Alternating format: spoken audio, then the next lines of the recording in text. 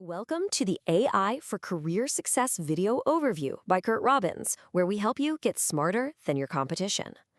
For well over a decade, the electric vehicle market had one clear, undisputed leader. But in 2025, that era came to a definitive end. A true tectonic shift has occurred, and for any professional, understanding the strategy behind it is absolutely crucial. So let's look at the numbers. The sales figures for 2025 paint a very different picture of the global EV landscape. China's BYD sold 2.26 million battery electric vehicles. That's a 28% year-over-year growth. Meanwhile, Tesla delivered 1.64 million vehicles. The numbers are stark, and they confirm that a new leader has officially taken the top spot. And this wasn't just about BYD's ascent. This also marks Tesla's second consecutive annual drop in sales. Now, according to analysis in early 2026 from sources like John Tomase at The Street and Pallavi Sehgal at AmNews, the company was facing some pretty significant headwinds. We're talking about expired U.S. tax credits, softening demand in Europe, and this is the critical one, truly intensifying competition from Chinese manufacturers. It's so important to understand that this change wasn't some kind of accident or just a simple market fluctuation. It was actually the result of a very deliberate long-term national strategy. So let's examine the core concept that really underpins this entire market transformation. The key to making sense of this shift lies in a concept that's known as the catfish effect. It's a fascinating idea, really. It's all about what happens when you introduce a powerful competitor, an apex predator, into a closed environment. It forces everyone else to get stronger, faster, and much more resilient.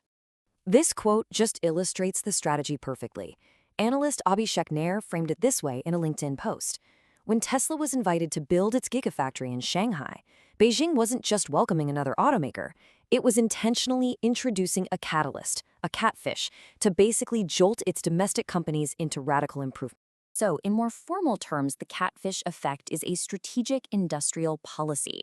By giving Tesla an incredibly fast and favorable path to local production, China created an environment where its own domestic players had no choice but to sprint. They had to scale their factories, they had to master battery technology, and they had to slash costs simply to keep pace. Now, that national strategy created the opportunity. It set the stage. But it was BYD that developed and executed a corporate playbook to absolute perfection. Let's take a look at the 5 core catalysts that really propelled the company to the top of the global market. First, BYD used product laddering, creating models for literally every single buyer segment from affordable to premium. Second, and this is a huge advantage, was its deep vertical integration. By making its own batteries, cells, and modules, it could control costs and innovate faster.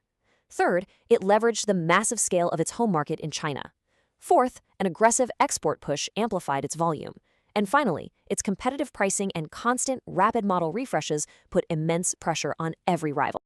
What this has led to is a fundamental divergence in corporate strategy. You see, BYD's success is rooted in industrial mastery, things like manufacturing efficiency, cost leadership, and pure sales volume. In contrast, Tesla's valuation, even as the fundamentals of its core auto business weaken, remains heavily anchored in its future, often pre-revenue ambitions in things like AI, robotics, and autonomous driving. 2 very different paths. But the catfish effect didn't just create a single champion in BYD. A rising tide lifts all boats. It cultivated an entire ecosystem of fierce, innovative competitors. And a prime example of this is the consumer electronics giant Xiaomi. Xiaomi's journey here is nothing short of remarkable. As detailed by Madhulika Rachauhan for Entrepreneur magazine, after a near collapse in 2016, the company announced a stunning $10 billion bet on EVs in 2021. This was at a time when other startups were failing left and right. And yet, by 2025, it had joined Tesla, BYD, and Leapmotor as one of the world's only profitable EV makers. So how did they do it? Well, they did it by applying principles from consumer electronics, not from traditional auto manufacturing. They built a hyper-automated factory that can produce a car every 76 seconds. They leveraged their massive existing ecosystem of 600 million smart device users. And the results? They really do speak for themselves. 137,000 vehicles delivered in just 9 months, and 250,000 pre-orders for their second model in just 24 hours. So the outcome here is far more than just a change in market leadership. What we are witnessing is the emergence of a new paradigm for world-class manufacturing, one that is fundamentally redrawing the global automotive map as we speak. BYD's global impact is now completely undeniable. The company's aggressive international expansion has led to incredible growth. Sales in the UK, just for one example, surged 880% year on year. But perhaps the most telling fact of all, as noted by analyst Rex Z on LinkedIn, is that BYD achieved this global leadership position without even entering the US market. Think about it. This all leaves us with a critical question to consider.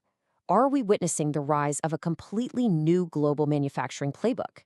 One where strategic state policy, deep vertical integration, and hyper-competition are the new keys to dominance? Looking at the evidence from the EV market, it's very difficult to argue that the answer is anything but yes. Thank you for joining this overview. This is where we teach you AI and help you get smarter than your competition.